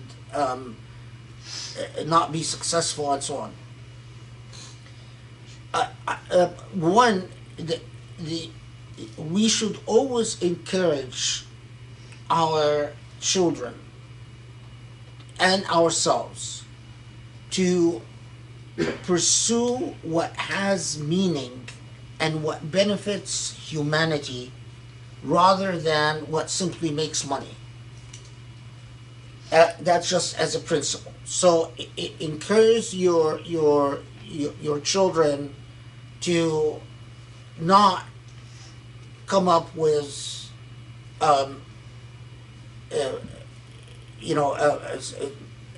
not pursue pharmaceuticals so they can make it big when they sell this medicine or that medicine, but to teach them that as a Muslim, it is our obligation to serve humanity and to use sciences and to use finance and to use banking and to use the science of administration and to use management to benefit human beings and to do what is the most humane and the most moral always, and to think of issues of social justice in what we do, and fairness and equity.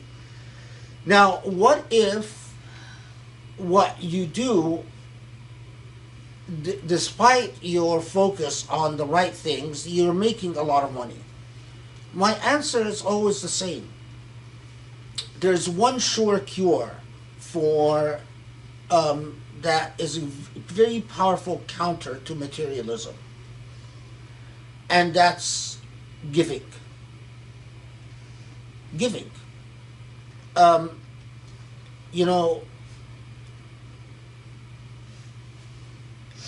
There are people many people that live paycheck to paycheck.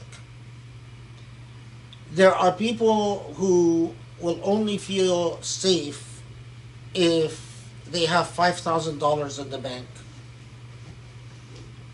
There are people who can't imagine having $5,000 in the bank. There are people who will only feel safe if they have $20,000 in the bank, $50,000 in the bank, $100,000 in the bank. What you discover is that human beings, the richer they become, the bigger the safety net that they always want. And so many rich people, when they you discover that the issue with them is that their safety net, the size of their safety net is what's inequitous and unfair. There is nothing that is a good counter to reliance on materialism like, well, two things. And this is very consistent, by the way, with all the Sufi advice. Giving and sharing your wealth. If Allah gives you the gift of making a lot of money, okay, fine.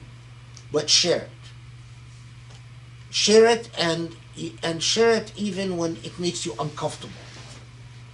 If you have a stable job, then you don't need the safety net savings. That if you have health insurance and you have a stable job and it's not like, you don't need it. And think of you're not better than all the human beings that live paycheck to paycheck. That's one. The other is service. Human beings resist service. Human beings will, hardest two things to give: money and time. There are a lot of people that are willing to sacrifice their life for you, but not their time and not their money. If there is a car that's going to hit you, they'll jump in front of the car and give up their life. But if you ask them to give you time, sacrifice time in service, they won't do it. Or give you money, they won't do it. This is what utiyatul anfus shuh. This is the shuh that Allah speaks about. That stinginess is that it's one thing if I don't exist, but if I'm going to exist, then I need to feel my time is mine, because it makes us anxious if we don't control our time, and it's a fear of death, but people don't realize this. And the control of money. You want to counter. Give generously and volunteer service. I don't care what the service is. The more humbling it is, the better. Volunteer in soup kitchens. Volunteer helping battered women. Volunteer abused children. Volunteer helping the homeless. Volunteer in prisons. Volunteer in whatever if you have something that is an Islamic, don't volunteer to anywhere that is an ego trip. So, some people say they volunteer in schools. Okay, fine, but as long as these schools don't allow you to feel that you're a sheikh and a grand mufti, so you go around pontificating about religion, because then it's an ego trip, and it's not going to humble you. The volunteer work has to be a humbling work, and that will often cure it. A lot of people complain is because they don't want to take that step. They don't give, or they don't volunteer, and so they're standing in the shore theorizing. They're not jumping in the ocean. If you're anxious about this, try it. Just try this remedy, this dual remedy, the giving and the volunteering, and you'll see.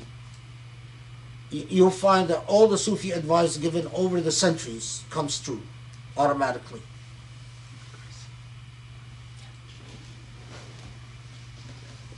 Thank you, Sheikh. Just to follow up on your answer there, I'm thinking that the challenge of Zukhruf is enormous, because volunteering in charity can itself become a Zukhruf.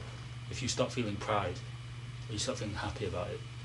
I was thinking this because I was reading Screwtape Letters recently, and Screwtape Letters. Yeah. And the guy starts doing some charity, and so the letter Screwtape says to Wormtail is, plant a seed of pride in his heart. Right. And then that becomes a Zukhruf. Oh, look at me, I volunteer at soup kitchens every Saturday, mashallah. Yeah, but that's why it's whatever the volunteer work you do, it should be service, meaning that you're not exercising authority and power over others, not even children. Because I've seen a lot of Muslims that will volunteer in school on Sundays, and they boss kids around, or they pontificate about what Islam is, and they don't know anything, or and so it's an ego trip. No, volunteer in something that does good, that helps people, and doesn't promote you. It doesn't make you feel, doesn't. It's not going to look good on your resume in fact, it's not going to be on your resume. Um, a lot of volunteer work, and this is another thing, a lot of we don't teach our kids volunteer and forget it. Don't have it on your CV or resume. So many kids are raised with, oh, this will look good on your resume. Do this, and that's a problem. I mean, everything is geared towards serving the ego, and the وَجَعَلُوا لِلَّهِ جُزْءًا. That's جَعْلِ لِلَّهِ جُزْءًا. That when your ego shares divinity, that's literally forcing a partner upon God. It's like, I am the it. I am the beginning, the end. It's not you, God. No, it's me. It's when I came to life. That's when it all began. And when I'm going to die, that is when it's all going to end. I'm not going to think very much about the fact that you're the only eternal one. You're the only one that has no beginning and no end and so on. No, it's all about me. And if I can see it, then it counts. If I can't see it, then it doesn't count. If I can feel it, then it counts. If I can't feel it, then it doesn't count. That's exactly وَجَعَلُوا لِلَّهِ جُزْءًا. That you've grafted yourself upon divinity. You are partaking in divinity. God doesn't bless that. That's the hard thing, is that a lot of people say we do dua. Why other than Allah answering our dua? Have you really examined your relationship to Allah? Because I can tell you that when your relationship to Allah is healthy, Allah doesn't turn down your dua. In fact, you have pretty much an open door to Allah.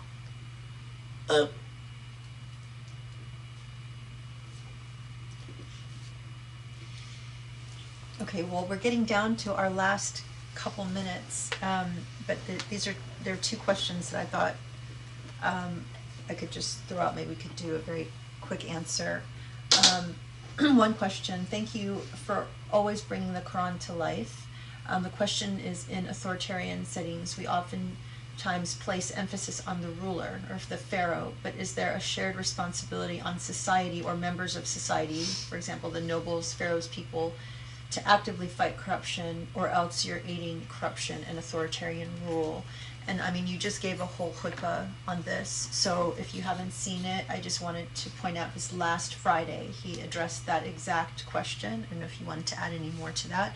But then the other question that I remember, the question is, what is mulk and malakut? And I remember that when I was like early in learning your stuff, and I was talking to other Muslims, this is when I was still a convert, and assumed that every other Muslim was like knew everything.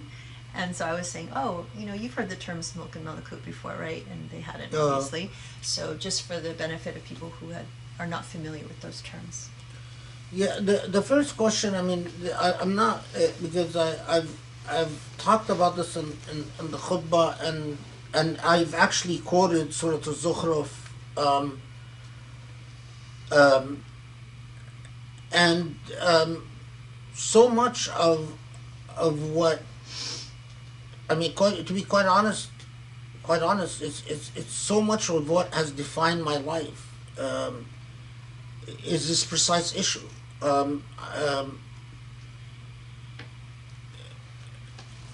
I mean,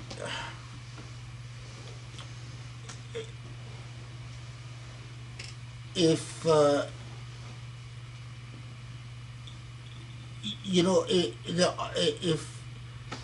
if you were or if I was the type of person that would just condemn the rulers and get the heat off the so-called nobility, i.e. the rich people in society, the powerful people in society,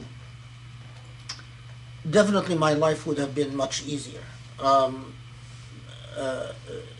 mean, there's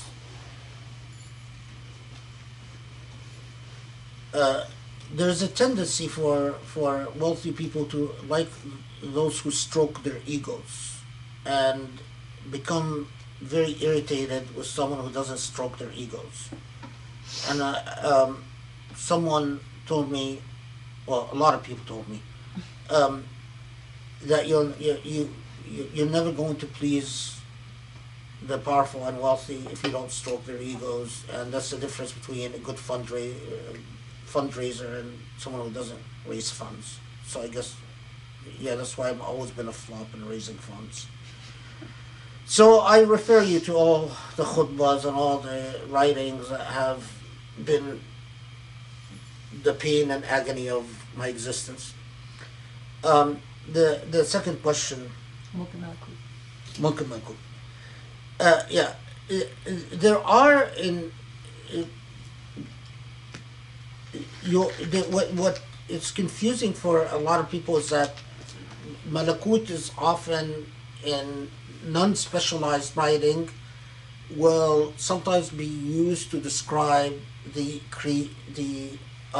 world we live in, the hayat al-dunya.